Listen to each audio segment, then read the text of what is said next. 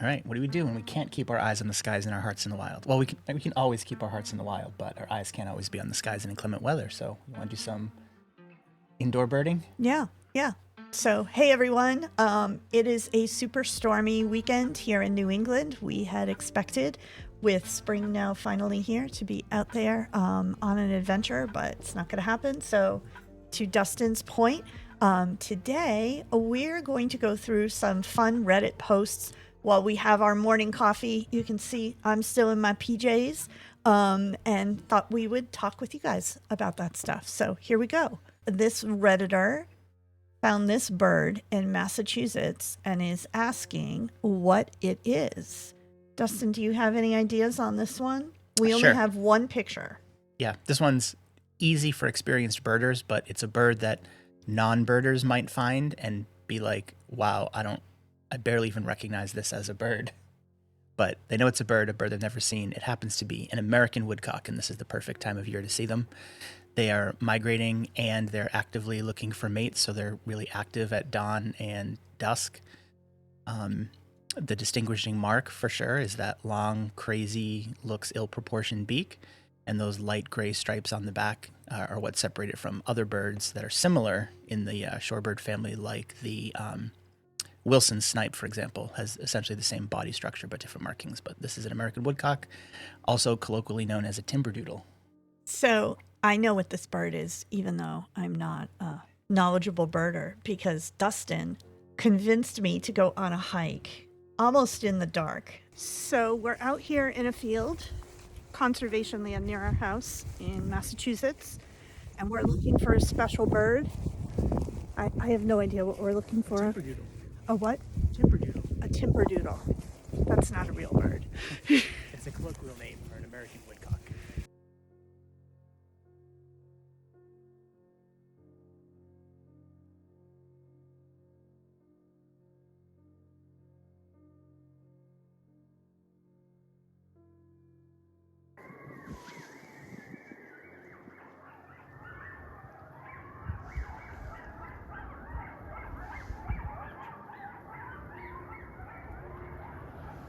So those are coyotes. So hey, can you explain to everyone watching exactly why we were wandering around in the woods at night looking for this thing? Yeah, these guys have a really, really unique and spectacular mating display. So it starts with them calling out in this peent fashion, and it sounds like this. And then once they peent a couple of times, they take off up into the air and they kind of fly way up high in sort of a spirally motion, and they make this twitter call while they're up in the air, and they spiral down and land basically in the same position where they were to start.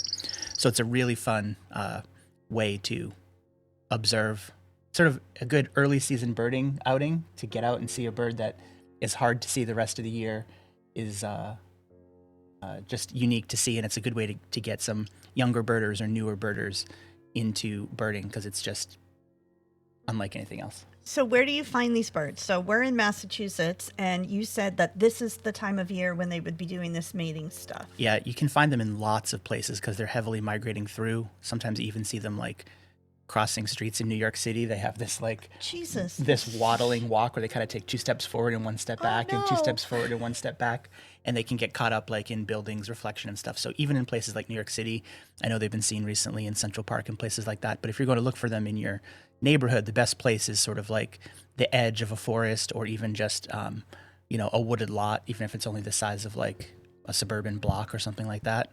And anywhere near, particularly, it doesn't have to be wet, but they like to eat earthworms and stuff like that along the edge. So they come out of they nest on the ground in the wooded area, so that's where they hang out.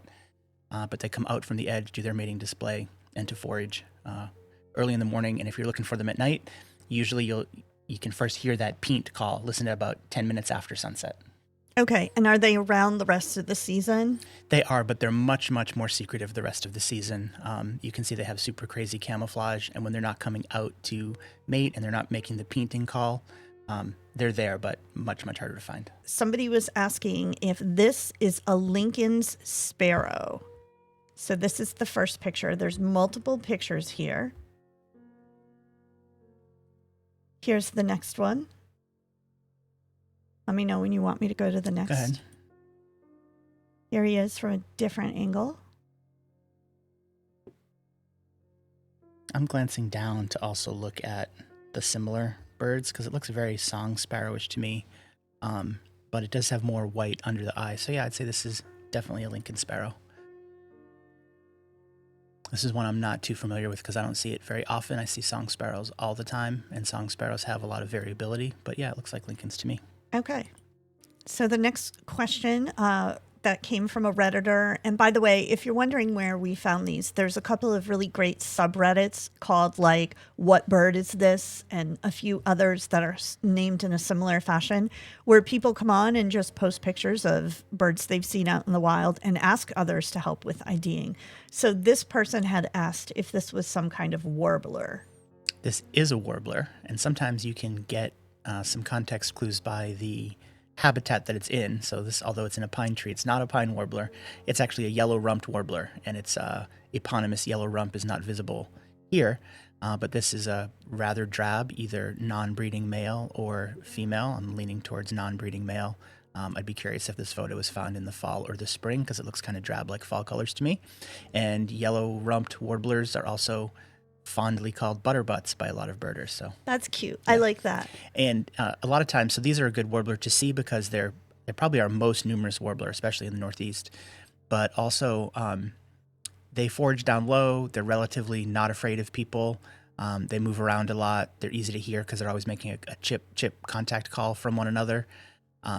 And even if you see it overhead, see that bird on the right has sort of the white in the center part of its tail. It's got that dual-colored undertail. Yeah. That's a pretty good ID mark. So even if you see it from afar and from below, they're pretty easy to identify. And if you see it from above or you see its back, the yellow spot at the top of its tail, at the bottom of its back, is really usually pretty obvious, especially in the spring when it's in breeding.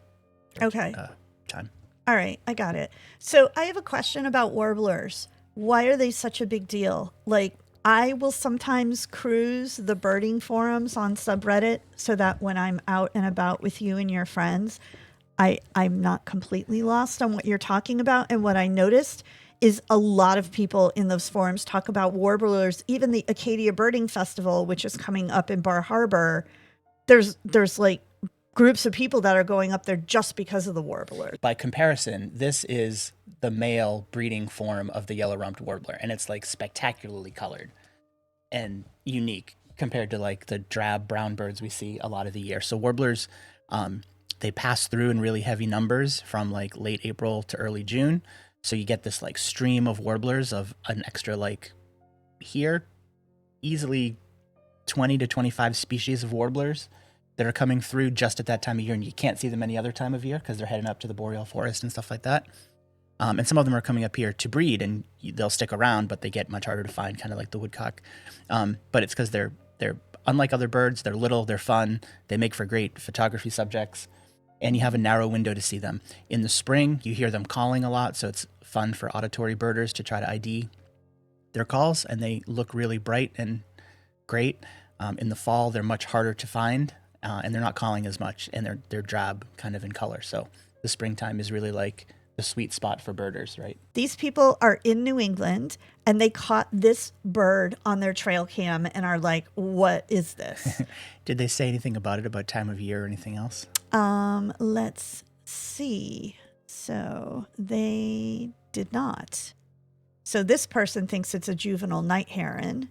Yeah. Before we go there, when was it posted? Was it posted at a certain time of year? 2 years ago. Oh, so it doesn't even give you a year context. Right. So I'm with that first commenter that to me it looks like a young night heron of some kind. In Massachusetts, we have the yellow-crowned and the black-crowned night heron. And in the juvenile plumage, you can see the coloring is not really helpful. It's just sort of streaky. The differentiator between those two species here is sort of the thickness and the stoutness of the bill. And I always have to kind of take a look at my references to refresh me which one's which, but one of the night herons looks like the most obvious, and context clues, they would always be around water also. You can't see any water here, but that's what I'd love to ask that poster if they were here. Yeah, I mean, for me, I thought this was interesting just because I was curious to see is it even easy to ID a bird when it's a black and white picture like this? I would imagine some, like if it's a great blue heron, just by the shape of the bird, it's going to be pretty obvious, right? But I also brought this up because Dustin has some outdoor cameras, and we will have a lot of fun stuff for you guys this spring. You put cameras in the Woodcock boxes, right? Yeah, it's that season just getting started, so those cameras will be active this week, and I expect that we'll probably see some wood ducks beginning to check them out. Yeah, another good one.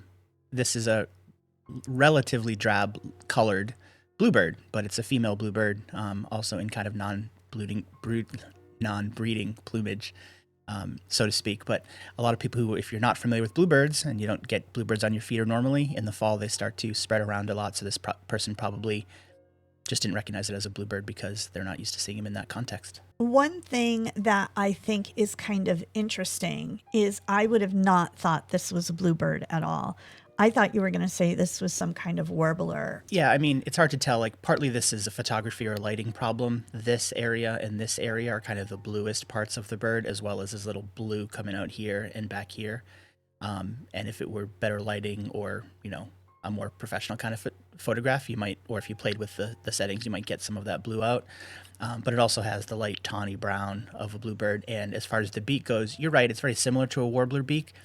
But a warbler beak is usually a little bit longer and thinner. Bluebirds have a thrush beak, so they're not quite as skinny as warblers. So, okay. All right, got it. So you're right, but it's a fine difference. And a lot of birders, especially new birders, don't go to beak first. But a lot of times if you get good at identifying a beak, you can immediately get yourself into the family of thrushes or vireos or warblers or shorebirds or sparrows, finches really quickly by paying attention to that. So hopefully we'll have some other good beaks to look at. So this one was taken in Rhode Island, and this person asked plover question. Yeah, this looks like a semi-palmated plover to me. It's certainly in the plover family. It's got orange legs, which rules out cinderlings and stuff like that. It has a beak that's very plover-like compared to the other birds. And semi-palmated refers to the webbing on its feet. It means its feet are partly webbed. Of course, they're obscured in this photograph, but that's what we've got here. So we see these sometimes like when we've been up on the coastline, right? And they are absolutely adorable. I could watch these birds running around on the beaches for a long time. Some of the plovers that are like highly protected, like up at Plum Island and stuff those like are, that? Those are piping plovers, which are the endangered species. So they're related in the same family. The general family of these birds are often called peeps, informally, because they make a little, peeping sound that's really similar across the way. We also see semi-palmated plovers on our lake at the end of the summer when the mud flats are heavy. They are there foraging as they're getting ready to fly south. Yeah, they're absolutely adorable. I love them. All right, Rhode Island. This is a good one. One of my favorite birds, and a lot of people's favorite bird, but a lot of new birders see this and they maybe don't realize what it is at first. Would you care to guess?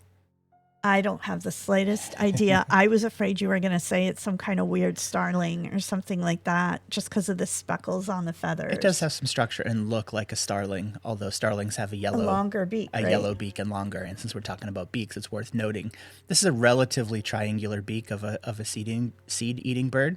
This is a red-winged blackbird. Are you serious? Yeah. It's a female or a very young male. I'd lead towards female on this one, particularly because it looks like, it looks like fall in the background. I don't know when this was posted either. But yeah, it's a female or a young male blackbird. She really is pretty. I will say that. I love her colors, and I love that stripe above her eye of white. I think she's really a striking bird. I would have never guessed. In fact, now that I'm thinking about it, I feel like every red-winged blackbird I've seen is black with red wings and loud. Yeah, and think about where you see the red or the red and yellow on the red-winged blackbird is right here. And you see a little bit of that color right here, which, makes me think it could be a young male that just hasn't developed its epaulets there. Okay. To give you a fashion term that we use for birds, those are epaulets. Is it just that I don't notice the females? Because seriously, the red-winged blackbirds in our neighborhood, it's like the males are like, I am here, and I am loud, and I am here every time they're in the yard. There's that. The males don't have such great camouflage like these guys do. The females nest down low over the water, like in the shrubs and stuff, over the wetlands, or in the like cattails down low. So this camouflage helps them out really well. So these are ground nesting? Not ground, but low in the shrub, like maybe a Okay. foot over the water. Got it. And they migrate. The males all come in first and they start calling, and there's literally only males around for a few weeks to a month, and then the females start coming in more gradually than the way that the males all hit at once. So, not an ID, but what's going on here? Freshwater clamshells in an oriole nest.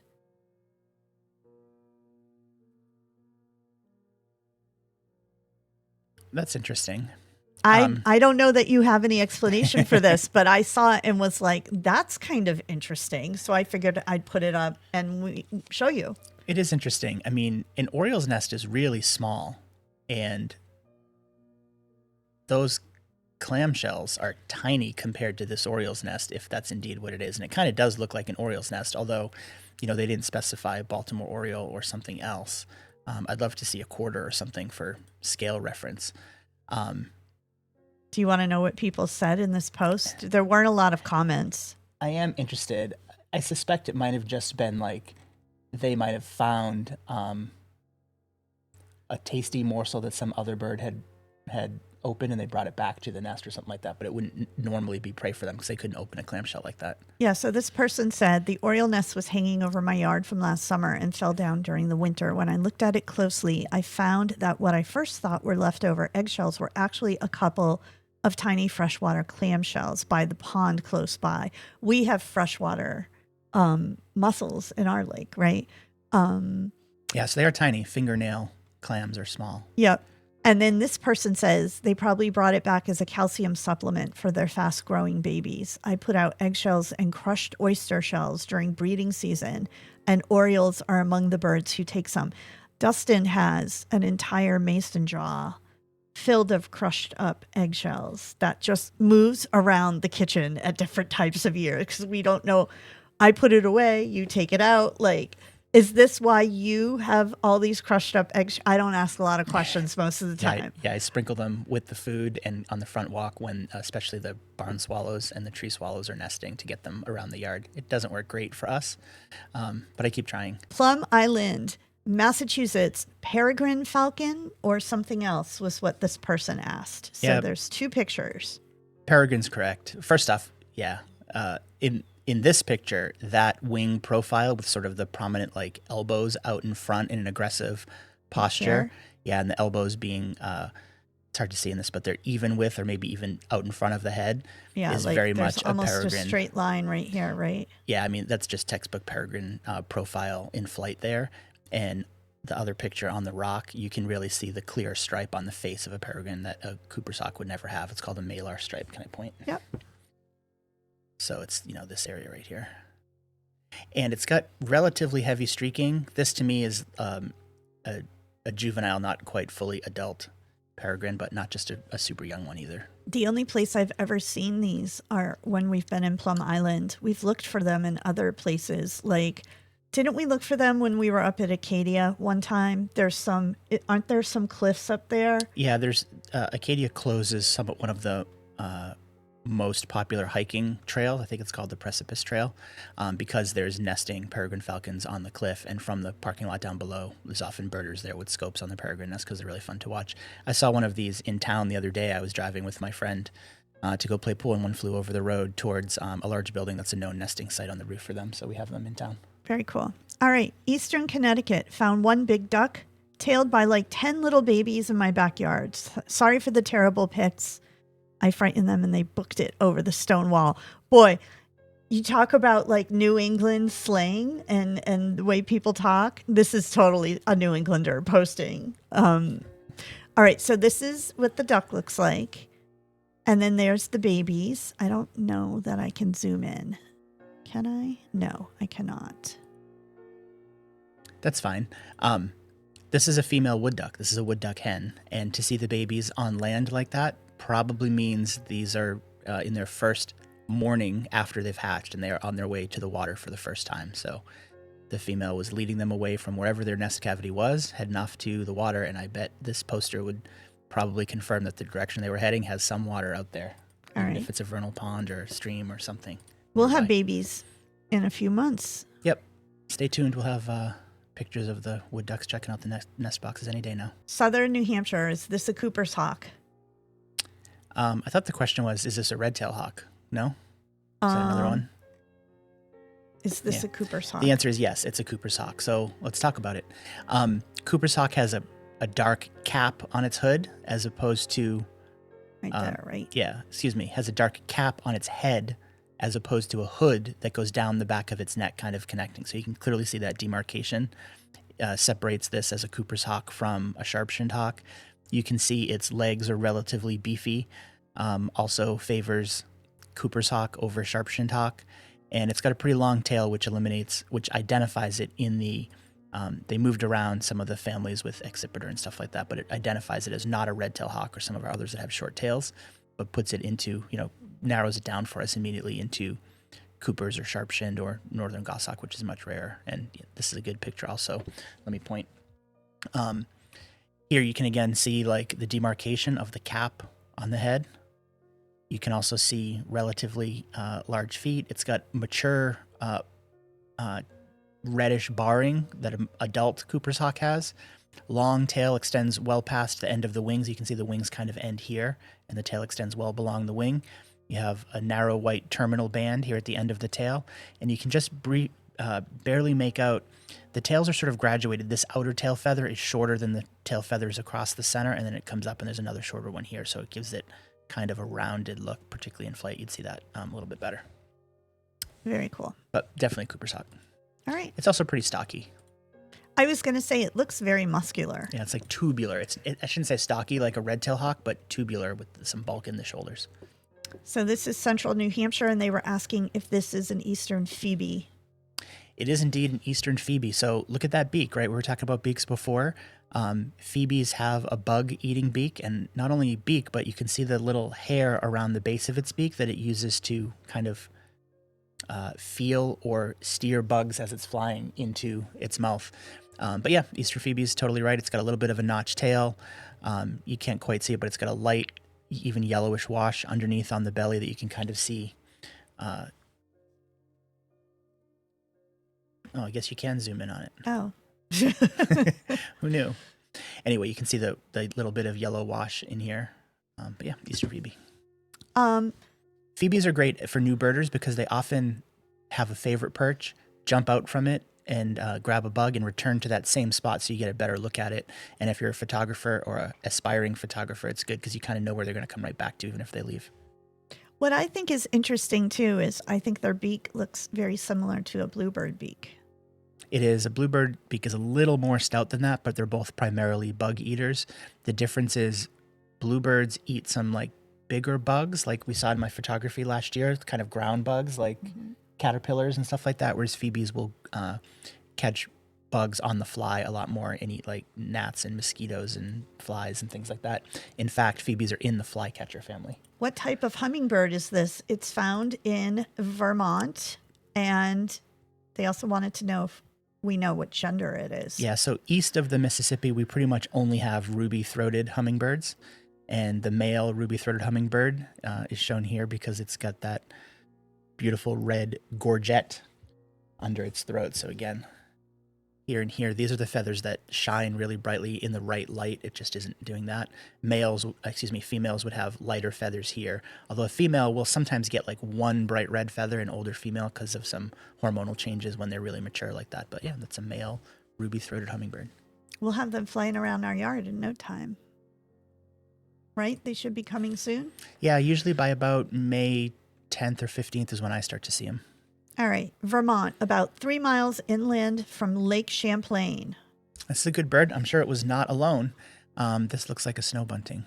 Sort of a sparrow-sized bird. You see the black and white face markings. Hard to see the light, like yellowish pink-colored bill, white belly.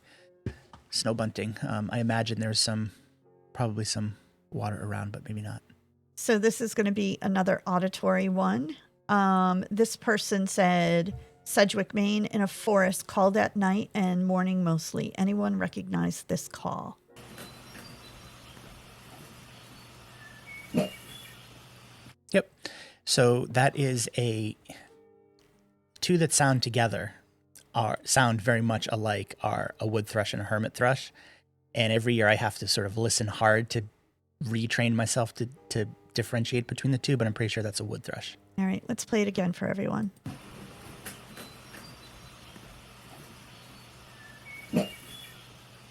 So you can hear it kind of comes in three parts, especially the very end of that call between the 4 and 6 second mark. Yep. You hear it there, but right about here. It comes in three parts. I'm going to play the wood thrush so we can hear it a little bit better. And maybe compare it to the hermit thrush also.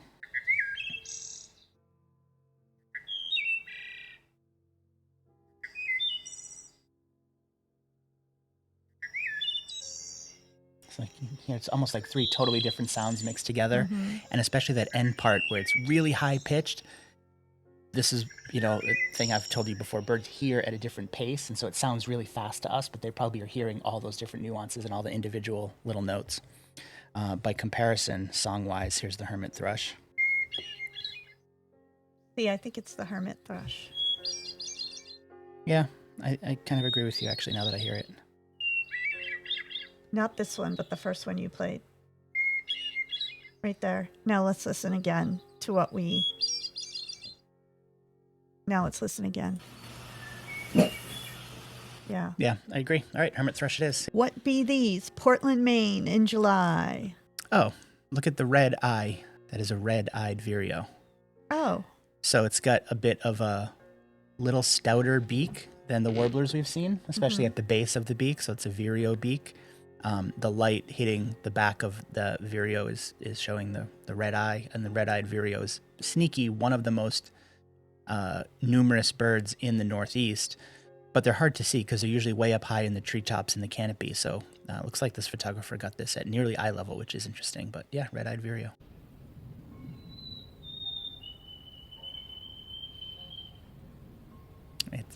It's a chickadee or a titmouse. I get them confused sometimes. Oh no, I'm sorry. It's a white-throated sparrow.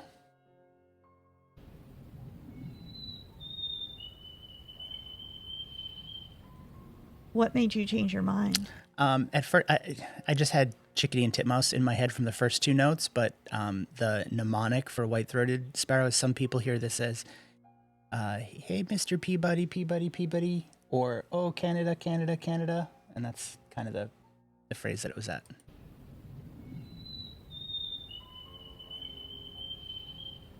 I don't hear either of those. But I do notice how long he holds that note, and there's kind of a vibrato to it. And that also is, as it got longer and longer, it made me doubt my initial, reaction. But anyway, I'm curious to see what the chat said about it as well. Let's see. Who is singing? Sounds like a white-throated sparrow to me. They actually have two different songs, and this is one of them. The other one sounds similar, but goes up before going down again in pitch. Yeah, and that's the other reason why I didn't at first notice it as a white-throated, because I hear that alternate one. That's a good point of advice from that person. Okay. Central Maine. So picture 1, picture 2, picture 3. Yeah, that's interesting. So warbler beak. This one's tricky for me because it's a warbler I don't see often. It's obviously got a nice diagnostic yellow patch on its, I can't tell if that's on its upper, it looks like it's on the side of its breast more than on its head. And from this angle, I believe it's a magnolia warbler. But it's hard to tell from that. I'm going to take a minute and poke down at my ID to confirm, but I'm pretty sure it's a magnolia. No, magnolia is a lot more yellow than is shown there. Do you want to see what the comments said? Not yet. I like the game of looking through what else is around. It kind of looks like, I guess it's a yellow rump. It just that threw me off the way that coloring was there, particularly because you can't see the yellow rump in it, maybe because of the way the wings are closed along its back, but it's just a striking male yellow rump warbler. I can't believe I got that one wrong at first glance. Help me identify this nocturnal bird. I'll give you a hint. This looks to be about 10 minutes past sunset. Is this that weird... This is the coyote bird. It is the American woodcock, doing its peent call. Some people say meep, meep. Anyway, it's a woodcock looking for a mate. It says 2 years ago. We don't have a date reference, but you can tell there's no leaves on the trees, so it's Southern Maine. Looks like early spring. All right. What is this perfect. bird in the salt marsh? That's a great picture this person got.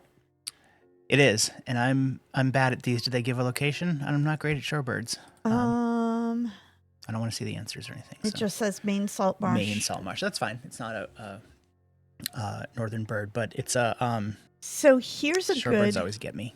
This is a good opportunity. All right, you're out birding with your friends, and you come across this bird, and you take a picture of it. Mm-hmm. So for any of our viewers who might not be super advanced birders, now what would you do to try to figure out what this is? Well, I know from its structure and that long beak, it's in the shorebird family. So I would start with, I thought maybe it was like curlews mostly have longer bills than that. But I would start, in that area, like the godwits or the curlews, and then go to similar birds. And I'm doing that, in my iPad on the side here. Yeah. Not really seeing, it's pretty stout too, maybe a wimbrel. So I'm going to search wimbrel and see, because it's got that thick bill. So what are you looking for when you're looking at this bird to then help you navigate the apps that you use to identify a bird? Well, different birds have different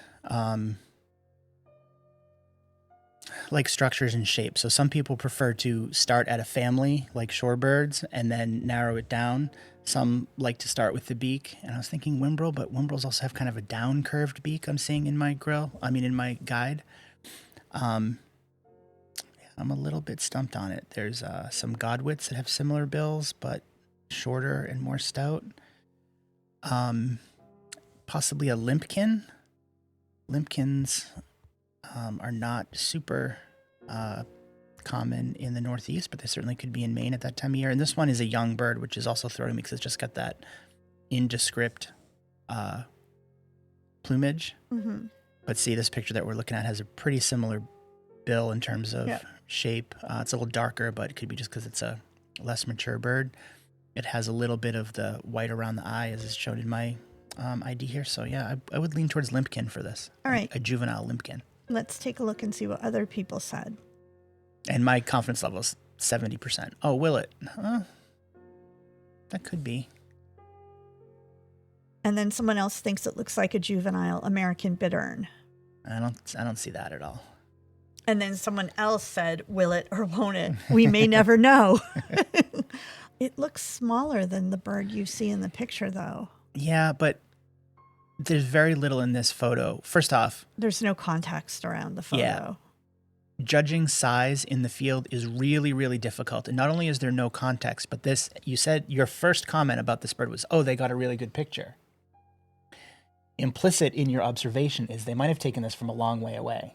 And when you use a long lens, it's deceptive in that it makes things in the background far away almost look closer. Sort of like if you take a picture of a loon on the lake, those houses on the far shoreline look kind of close, even though they're not. That's an effect of a long lens, so it can also distort making size judgments in the field without anything to measure off of. Honestly, the only thing that looks like a good judgment is sort of this stick in here. Like we kind of know how thick sticks are, but that's very little to go off of. But okay. Yeah, I'm okay with willet. I think that's right. I'm bad at my shorebirds because we live inland.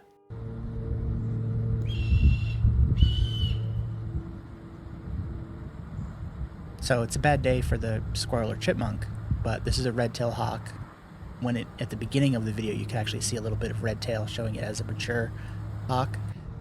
You can kind of make out the red on the back end. It's got a big, bulky build, common of a red-tailed hawk. Its breast has some light markings, especially across low on the belly, kind of a belly band. And we hear the juvenile hawk very loudly asking to be fed. Oh, is that what that is in the background? Yeah. That's what I mean by what we have for two birds. Let me play it again. So let's listen. It's like, Mom, I'm hungry. And Mom's like, I need to eat. We might even have three birds because that first call was a little lower pitched than the second one. So it's either one baby that called twice at different pitches, or it could be two babies each exhibiting their own voice, but hard to tell. So this was Central Jersey Shore, so a little farther away from us. This person wanted to know if this was a juvenile bald eagle or a golden eagle. I don't think we get golden eagles out here on the East Coast, do we? We do, but not nearly as much as bald eagles. I do think this one is a juvenile bald eagle, partly because the likelihood of that is much, much greater. And juvenile bald eagles have a lot more of the sort of variable light and dark coloring like we see on the breast of this bird. Golden eagles are a little more uniform that way, even in juvenile plumage. The other differentiating fact between those two species, this is the only photo we have of this, correct? Yep. There's two things that would normally differentiate the two if you're confused, which is bald eagles have a longer beak and a much heavier beak, where this top part of the beak sort of extends out straight before it curves down. Mm-hmm. But I think the angle that this bird is sort of slightly curved towards us is hiding that a little bit. So I think it's a bald eagle. And then the other thing is golden eagles' legs are feathered all the way down to their feet, and bald eagles are not. We typically are used to seeing their bright yellow ankles and their lower leg. Mm-hmm. But of course their feet are obscured. So two of the main differentiating factors are kind of obscured here, but I'd say juvenile, first year or at most a 1-year-old bald eagle. Okay, but that's what people would look for if trying to decide between the two. So these are Massachusetts birds, and this person who submitted it said, I think these are all the same birds, but I'm not sure. So there's that picture and that picture and that one. Yeah, they're not the same bird. They are, the first picture is one bird, and the second and third pictures are the second bird. I'm going to do it this way so that we get the whole, because it was cropping off here. Mm-hmm. So notice on this bird, the beak it's long and thin. It's the same flycatcher family bird that we saw earlier with a slightly yellow breast, also obscured, notched tail. And that beak has a little downturn at the end, a little point for catching bugs. So this is the eastern phoebe, just like we saw earlier, as is the third bird in this. Same thing. This bird, it might be a different phoebe, actually, because this one seemed to show a little bit of light colored on the breast. And this one, not so much, unless it's just sort of showing in the sunlight here. But whatever. This is eastern phoebe, slightly notched tail, light underneath, dark on the back, all black bill, which separates it from some of the other flycatchers in the family. So notice it's all black. Some of the flycatchers are black in the front, and it fades towards yellow as you get toward the base of the bill. And some have like a yellow underbill, but not this. So definitely eastern phoebe. But we can see that this bird is definitely different. It has similar coloring, but this is more grayish blue, not kind of dark like the phoebe. This white around the eye was not present in the phoebe either. So notice there's no eye ring on the phoebe. And this bird has a similar bug catching beak like a warbler, even like a flycatcher, but you see it definitely does not have that little hook at the end like the phoebe had. This one is a blue-gray gnatcatcher, which is also in the flycatcher family, but it's a tiny little bird. A good field mark too is this outer edge of the wing being white around the dark tail. So blue-gray gnatcatcher for bird 1 and eastern phoebe for pictures 2 and 3. And let's see, Cooper's hawk or peregrine falcon. Give me a moment to get this loaded up to here. So I don't think there's any audio with this. Yeah, there's some.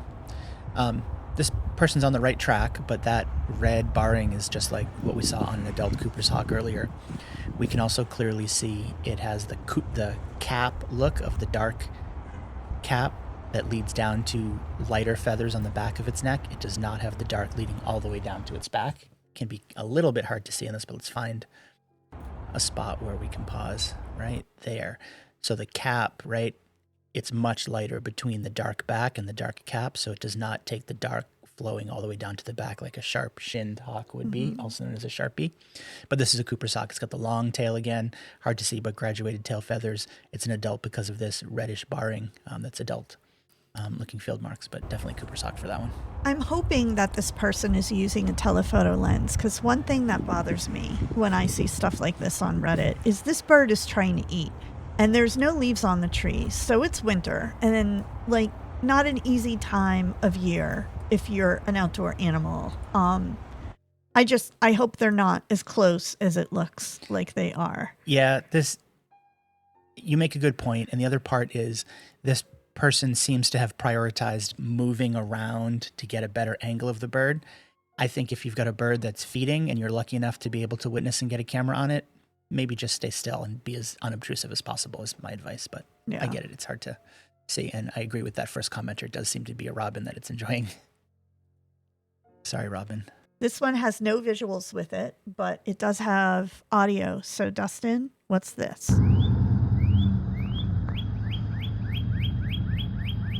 A lot of people like to say this bird sounds like it's shooting lasers.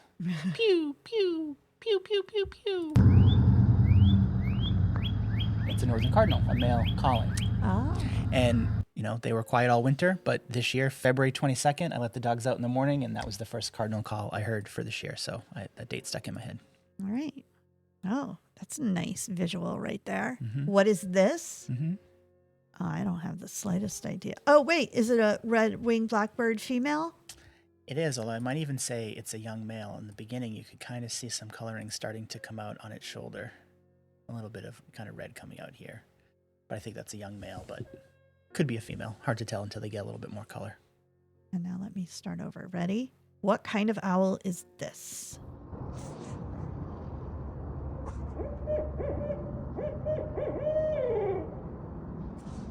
It is the quintessential call of a barred owl. That's B-A-R-R-E-D, not barn owl, but a barred owl, because it has bars across its chest.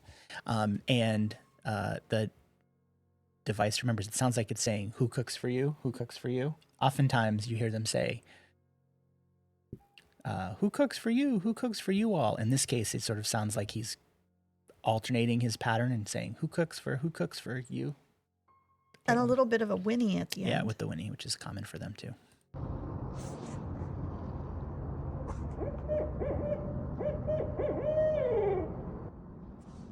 They're actually, I think, my favorite owl. Yeah, you should have come on the owl walk with us 2 weeks ago. We saw 2 of them.